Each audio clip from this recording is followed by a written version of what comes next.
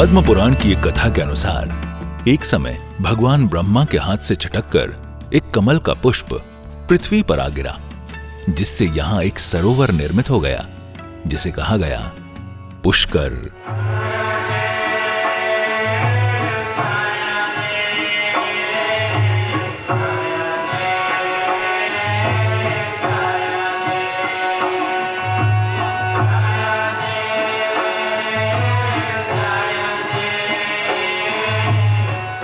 भारत तीर्थों का देश है, अध्यात्म का देश है। उत्तर से दक्षिण तक और पूर्व से पश्चिम तक यहां अनगिनत तीर्थ स्थान हैं। भारत का सबसे बड़ा राज्य है राजस्थान, और राजस्थान की राजधानी गुलाबी नगर जयपुर से करीब 135 किलोमीटर दूर है राजस्थान का हृदय अजमेर। इसी ऐतिहासिक अजमेर नगरी से करीब 11 किलोमीटर पश्चिम में अरावली की सुंदर पर्वतमालाओं के मध्य स्थित है ब्रह्मा की नगरी, तीर्थ गुरु पुष्कर।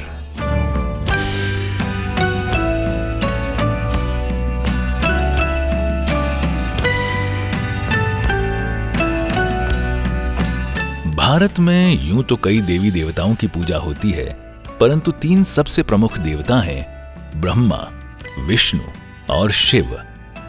इन्हें त्रिदेव भी कहा जाता है।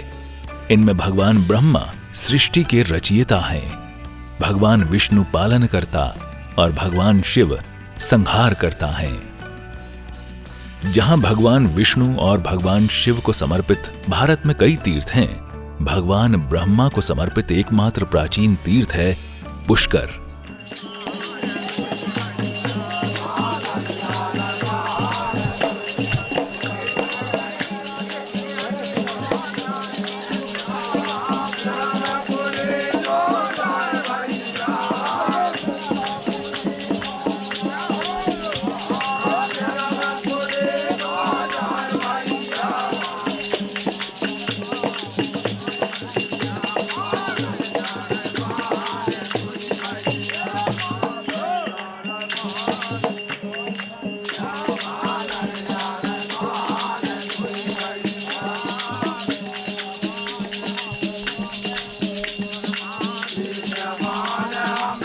हिंदू कैलेंडर में कार्तिक महीना सबसे पवित्र माना गया है। इसी पवित्र कार्तिक माह की शुक्ल एकादशी से पूर्णिमा तक 5 दिन समर्पित है सृष्टि के रचयिता भगवान ब्रह्मा को, जब आयोजित किया जाता है जग विख्यात पुष्कर मेला। ब्रह्मा मंदिर राजस्थानी शैली में बना एक प्राचीन मंदिर है, जिसके गर्भगृह में विराजमान है चतुर्मुख आदिदेव, सृष्टिकर्ता, जगत पिता भगवान ब्रह्मा। इतिहास में देखा जाए तो बहुत कम संक्षिप्त वर्णन है भगवान ब्रह्मा जी का। पद्म पुराण के अंदर वर्णन बताया गया है, और खास आदि गुरु शंकराचार्य जी ने जब वो दक्षिण भारत से भारत भ्रमण किया था, उन्होंने पूरे भारत में अलग अलग स्थानों पर अपने मंदिरों को जीर्णोद्धार कराया था, रिनोवेशन करवाया था। जो छोटे स्थान थे उनको बड़ा भव्य बनाया था। उसी में ये भगवान ब्रह्मा मंदिर का जीर्णोद्धार भी आदि गुरु शंकराचार्य जी ने आज से 1300 साल के आसपास करीब करवाया था। भगवान ब्रह्मा जी के साथ में वेद माता गायत्री जी है, जो भगवान ब्रह्मा देव की दूसरी पत्नी है। पहली पत्नी है सावित्री माता जी, जो पीछे रत्नागिरी पहाड़ी है वहाँ पर विराजमान है, और दूसरी पत्नी है जो भगवान ब्रह्मा जी के बगल में जोड़े से विराजमान है। आज ब्रह्म चतुर्दशी के दिन मेला अपने चरम पर है। श्रद्धालु जगत पिता के दर्शन पाने के लिए हजारों की संख्या में कतारबद्ध खड़े हैं।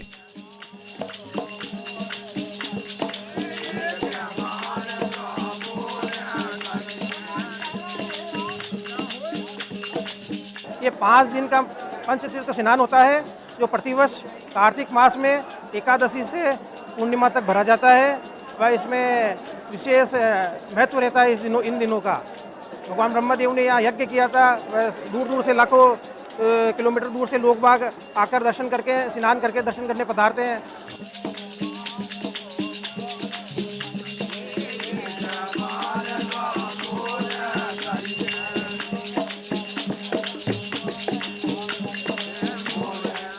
आज मंदिर को अति सुंदर पुष्पों से सजाया गया है।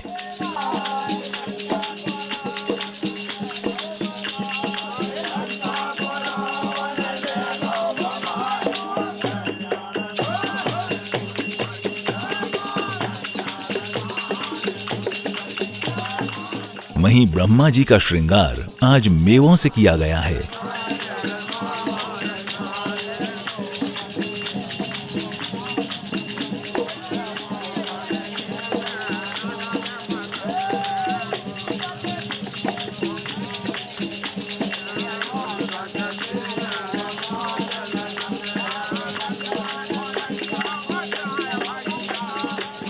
अपने आराध्य की, अपने बनाने वाले की एक झलक पाकर लोग धन्य धन्य अनुभव करते हैं। प्रेम और विश्वास का ये दर्शन, भक्त और भगवान का ये मिलन कितना आनंददायी है, सौभाग्यदायी है, मुक्तिदायी है।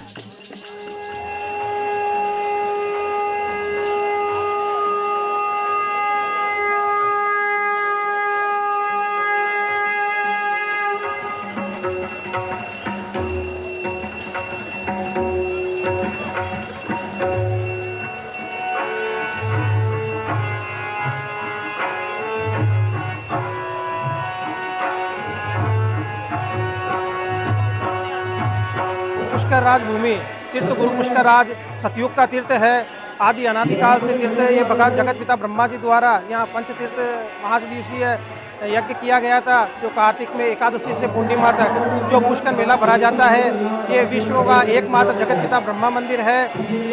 यह हजारों लाखों श्रद्धालु देश विदेश से आते हैं प्रतिवर्ष, और एवं यहाँ तीर्थ गुरु पुष्कर राज में जल स्नान करके भगवान ब्रह्मा जी के दर्शन करने का विशेष महत्व है। एवं पुष्कर भूमि में स्नान, ध्यान, जप, तप, ध्यान, दान, दक्षिणा का विशेष महत्व है।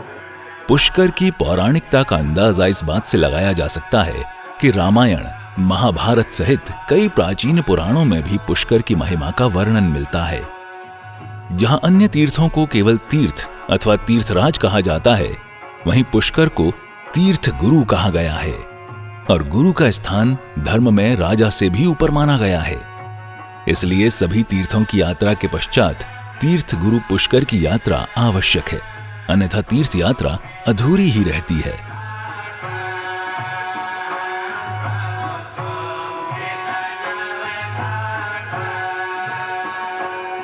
12 महीने में सबसे बड़ा महीना कार्तिक मास माना जाता है।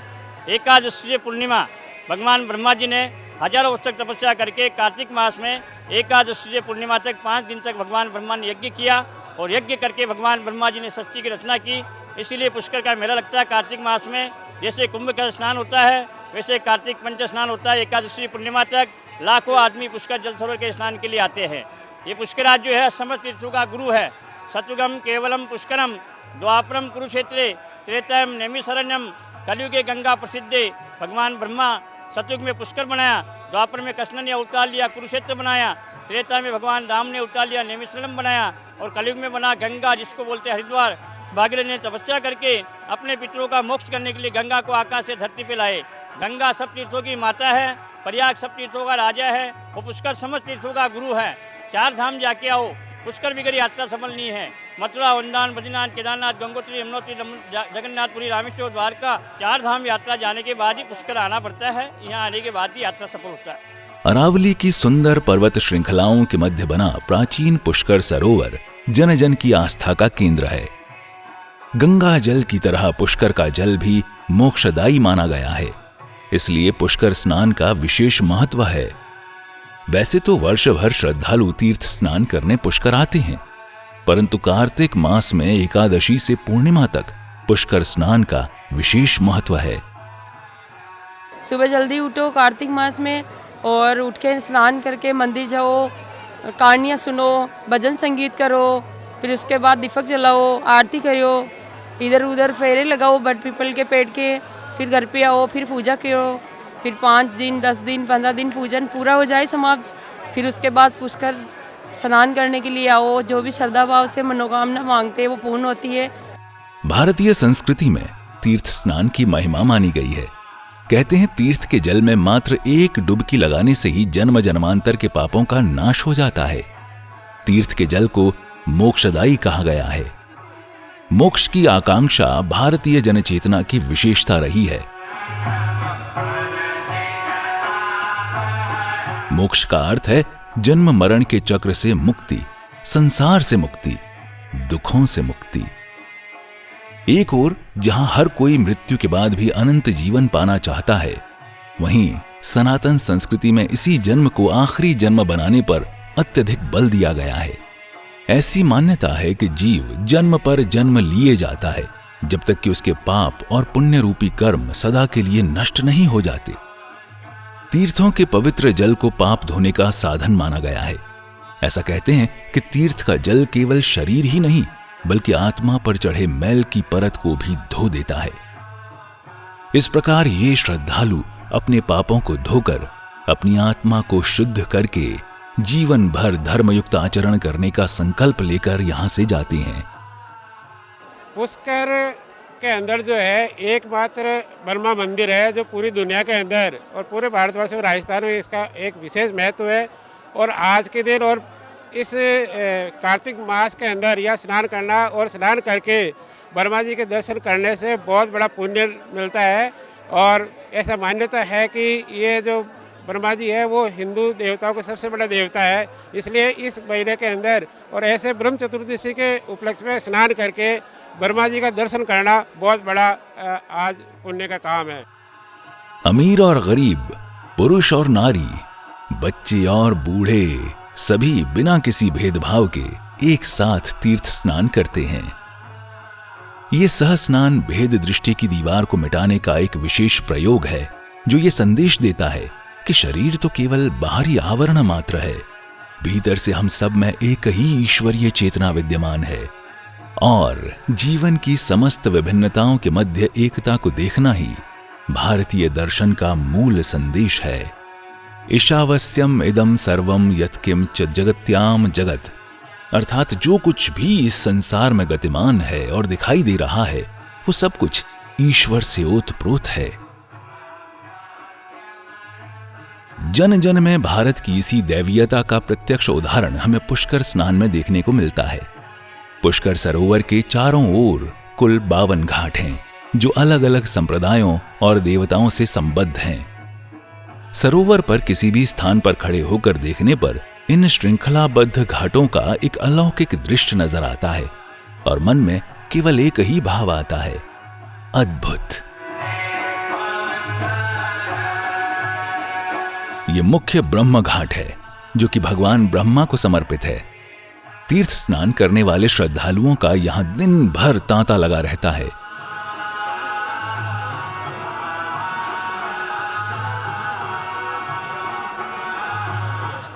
स्नान के बाद पूजा और फिर मेले का आनंद। सामान्यतया यही क्रम यहां आने वाले यात्रियों का रहता है। जब मेला घूमने निकले ही हैं तो क्यों ना सहेलियों के साथ कुछ हंसी ठिठोली हो जाए और साथ ही हाथों में मेहंदी भी लग जाए। अब मेहंदी तो लग गई, पर हाथों को सजाने के लिए चूड़ियां भी तो चाहिए।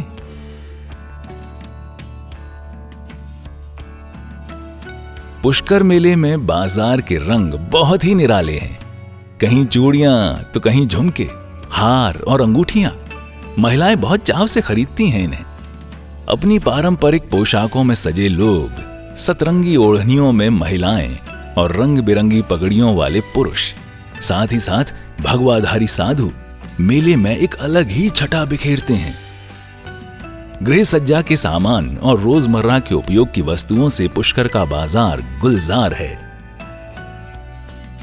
चाहे चमड़े की वस्तुएं हों, मणिरत्नों की दुकानें हों या पूजा में काम आने वाला सामान, यहां के रंग यहां आने वालों का मन बरबस ही आकर्षित कर लेते हैं। प्रत्येक वस्तु में सृजनात्मकता का उत्कर्ष नजर आता है। किसी भी वस्तु की केवल उपयोगिता पर ही ध्यान नहीं दिया गया है, अपितु उसमें कला का भी विशेष संपुट लगाया गया है। हर चीज उपयोगी होने के साथ साथ अतिशय कलात्मक भी है।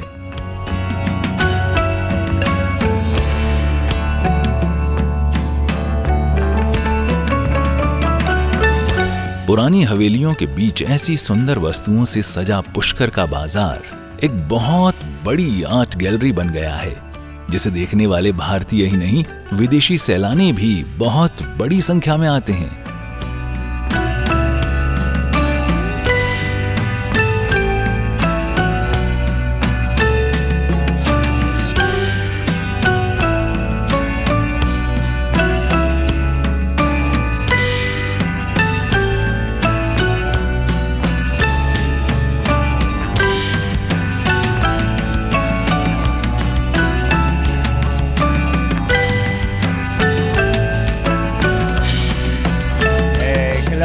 afternoon, namaste.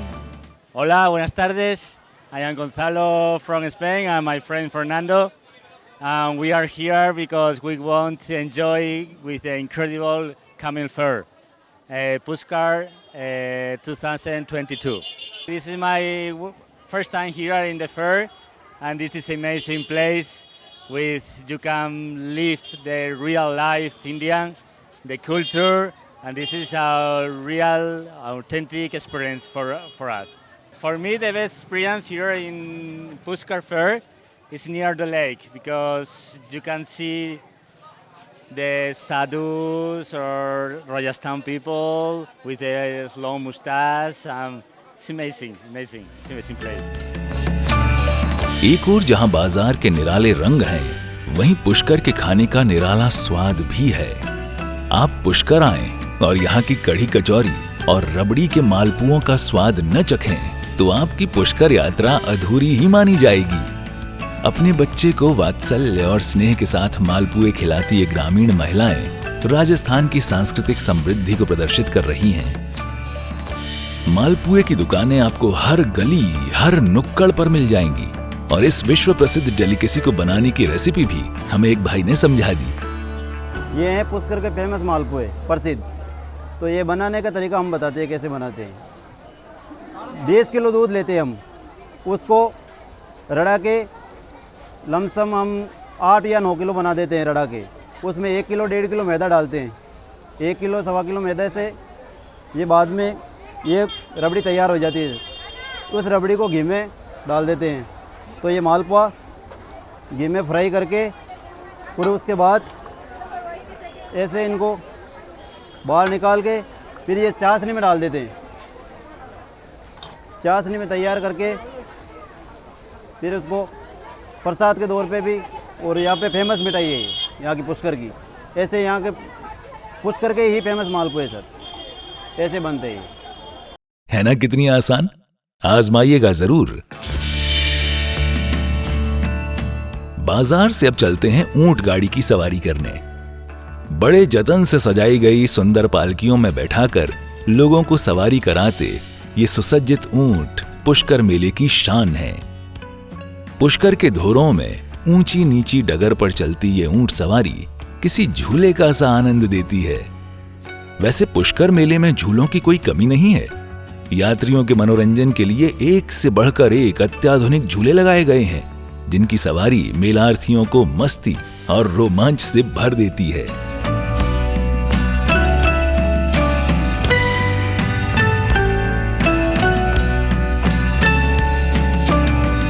पुष्कर की रत्नागिरी पहाड़ी पर स्थित है सावित्री माता मंदिर।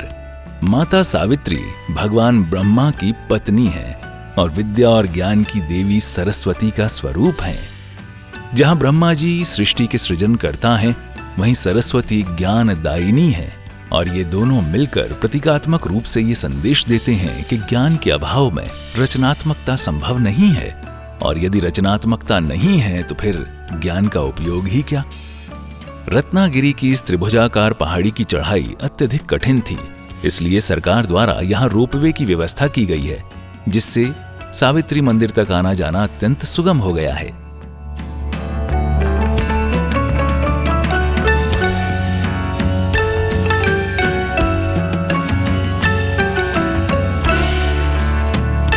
भगवती सावित्री का दर्शन करके सौभाग्य और ज्ञान का आशीर्वाद प्राप्त करके श्रद्धालु धन्यता का अनुभव करते हैं। सावित्री की पहाड़ी से पुष्कर का दृश्य अत्यंत अलौकिक एवं अद्भुत नजर आता है।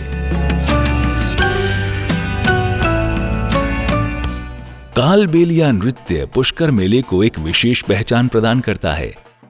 किसी सर्प की भांति नृत्य करती सपेरा बालाएं आज संसार भर में नृत्य की इस विशेष विधा के लिए प्रसिद्ध हैं। यहीं कुछ लोग नुक्कड़ नाटक प्रस्तुत करके स्वच्छता का संदेश दे रहे हैं। स्वच्छ भारत अभियान भारत सरकार का एक महत्वाकांक्षी अभियान है, जो कि अब एक जन आंदोलन बन गया है। कचरा और दूसरे में सूखा कचरा, तो गीला कचरा अलग और सूखा कचरा अलग। बिल्कुल। और अब तो डोर टू डोर, यानी डोर टू डोर गाड़ी आ रही है। नगर पालिका की गाड़ी घर पे आती है और आपके घर पे डोर टू डोर आती है। कुछ पुष्कर सिटी शहर हमें सजाना है,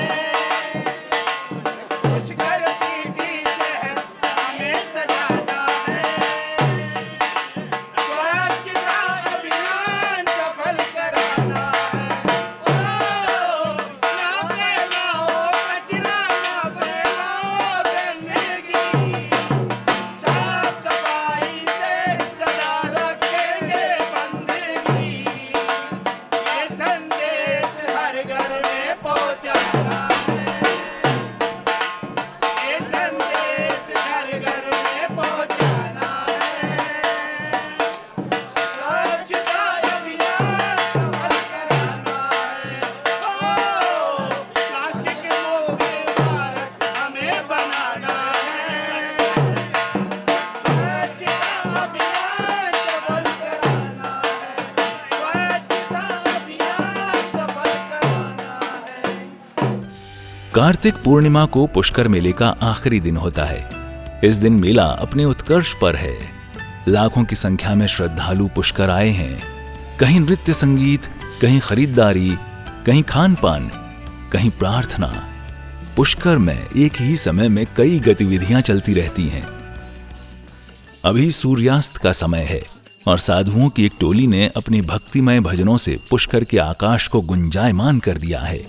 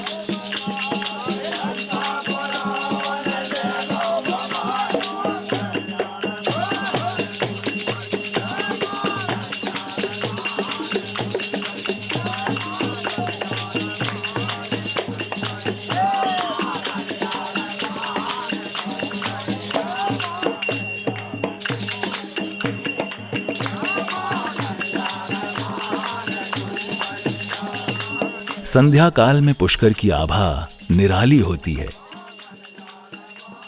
सुंदर रोशनी में नहाए घाट अद्भुत छटा बिखेर रहे हैं। यहाँ की आध्यात्मिक तरंगों से सारा वातावरण इतना शुद्ध और पवित्र हो गया है कि चित्त अनायास ही शांत हो जाता है और भक्ति और मुक्ति की प्राप्ति सहज ही हो जाती है।